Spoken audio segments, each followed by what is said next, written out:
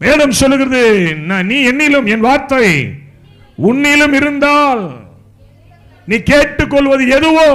அங்க தேவன் ஒரு லிமிட் வைக்கல. தேவன் டிமாண்ட் பண்ணல, தம்பி நீ எது வேணும்னு கேட்கிறேன் நான் தரேங்கிறாரு. அல்லேலூயா சொல்லுங்களேன். ஏன்னா இந்த வேதத்தை படிக்கிறவன் கண்டதை கேட்க மாட்டான், அவர் நம்புறார். கையை தட்டி. இந்த வேதத்தை படிக்கிறவன் கண்டதையும் கேட்க மாட்டான். அவனுக்கு தெரியும், ஒரு லிமிட் வச்சிருப்பான். இந்த கந்தாகே மந்திரி அப்படிதான் வேதத்தை படிக்கிறான்.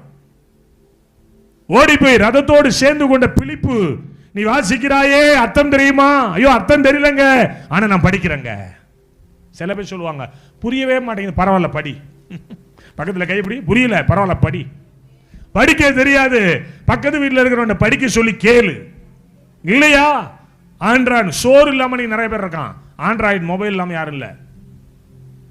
ஆண்ட்ராய்டு மொபைல்ல ஆடியோ பைபிள் இருக்கு, இறக்கி வச்சு காதால கேளு. வார்த்தை எங்கே உள்ளே போகுதோ அவருடைய வாழ்க்கை மாற ஆரம்பிக்கும். கையை தட்டி ஆமீன் சொல்லுங்க.